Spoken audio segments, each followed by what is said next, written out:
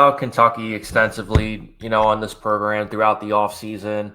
I've had a good friend, Kevin McGuffrey, on here from Last Word on Sports. And, we've talked about previewing Kentucky football. We've talked about the Mark Stoops situation. And now that we're about halfway into the season, they're hosting Texas this week at Kroger Field. So it just felt kind of fitting just to talk about where they're at right now, how they can get better, and most importantly, just kind of where they're at right now.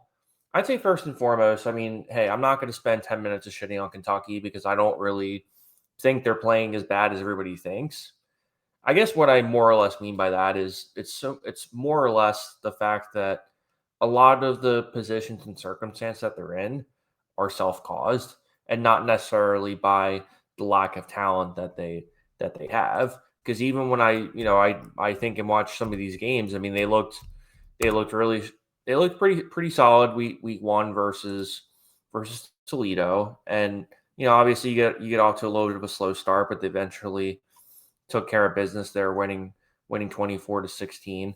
And then they hung in versus Ole Miss. Zach Calzada had 149 passing yards that game. McGowan had 93 yards. So they're looking solid there. But then preview later, you lose to both South Carolina and Georgia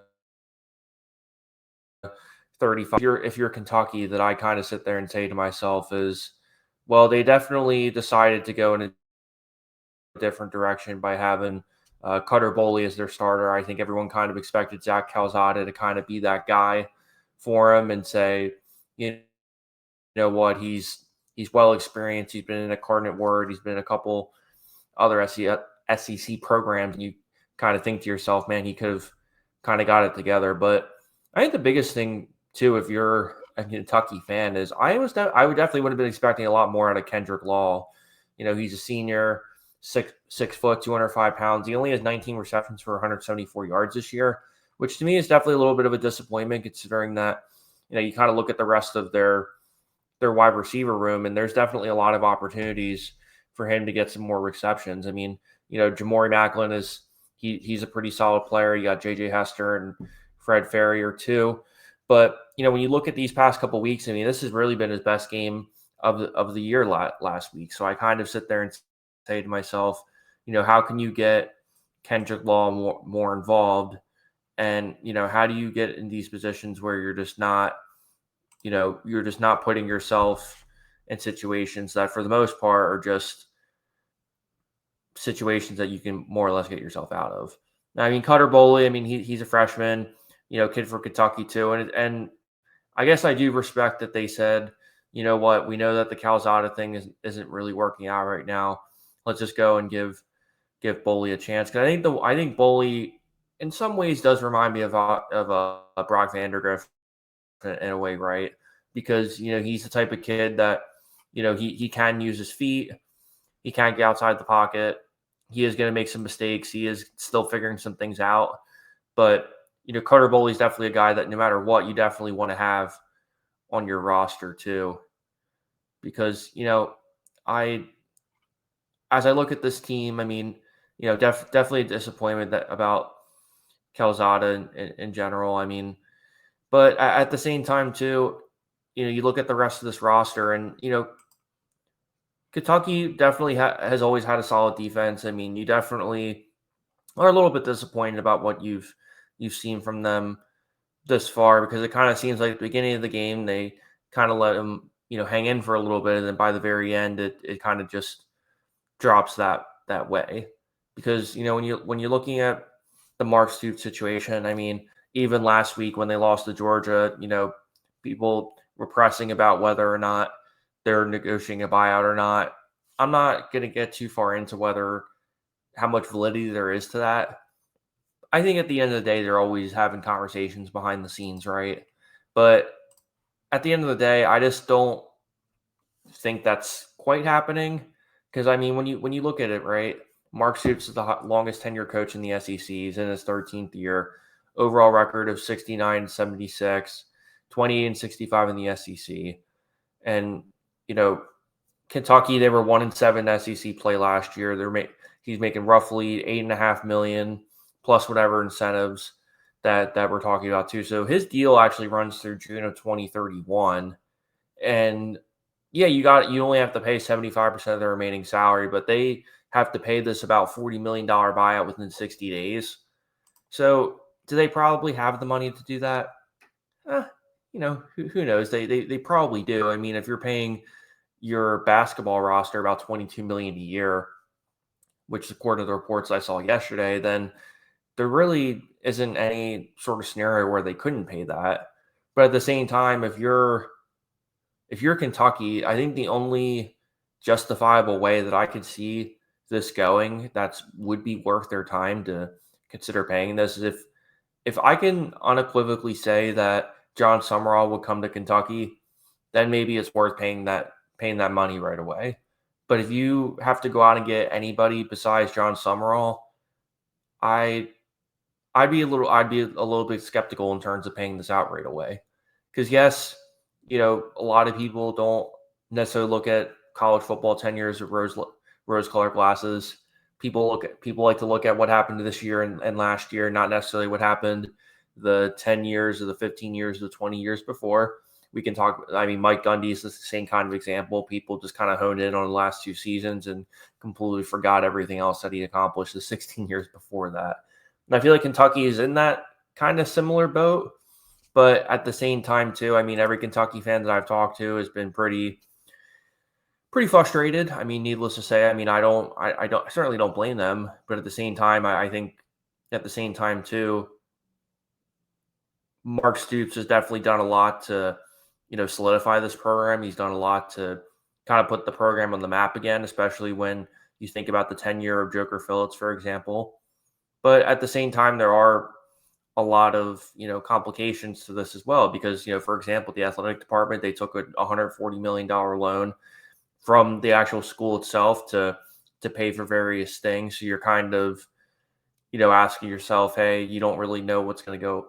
You don't really know if Mitch Burhart's going to be there.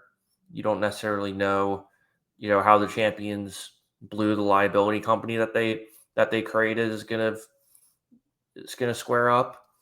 I mean, you're making a bunch of renovations to Kroger Field, and it just gets to a point where you sit there and say to yourself, there's only so many other things that you can kind of do. But I would say at the very least, I definitely would at least hope that they let Mark Stoops finish out the year, because at this point, Kentucky's always done a solid job at recruiting. Mark Stoops is one of those guys that, you're not going to ask him to win 10, 11 games every year. But even if they can win, 7, 8, 9 win games every season, I mean, that's a pretty successful tenure if you're a Kentucky fan. Now, I've definitely kind of heard rumors of, hey, if Mark Stoops were to get fired at Kentucky, hey, maybe he would go and get a job at, I think Virginia Tech would be a really nice fit, or, maybe a Stanford or an Oregon State if he really wanted to do something a little bit different. So I think no matter what, I think Mark Stoops is too good of a coach to kind of just be sitting on the sidelines and watching him on TV. I don't think he necessarily has. I mean, I guess he could do that if, he decides, hey, I don't want to do this anymore. But at the same time, too, I think a lot of the situation that Kentucky has been in and, have just been kind of forced upon themselves. I mean, it just, a lot of self mistakes, a lot of turnovers, a lot of interceptions.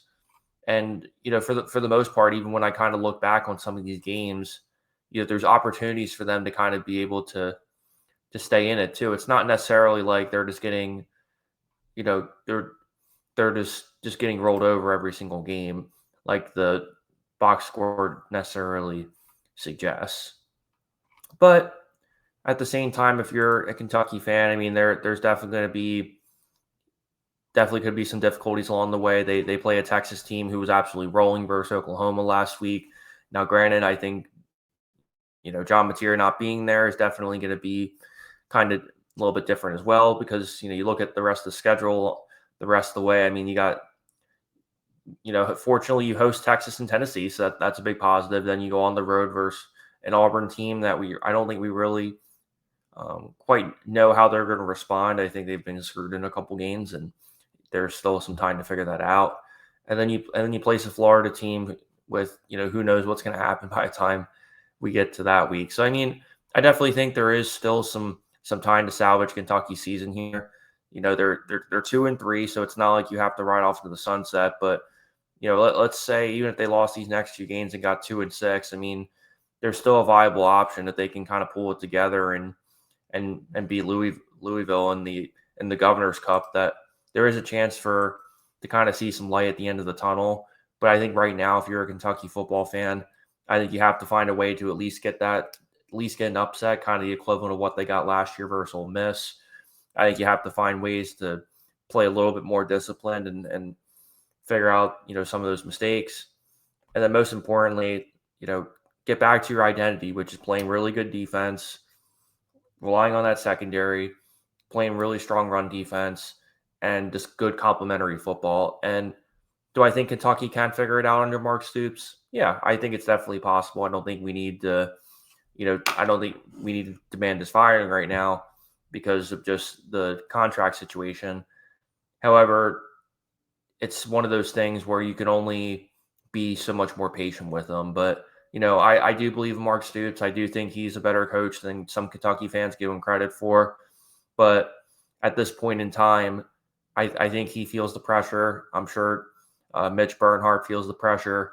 And, Kentucky football does have the money to compete. It's just a matter of, how much they want to use those school sources to really get them there and to take the necessary steps to be, a legitimate contender or just being relevant at all in the SEC.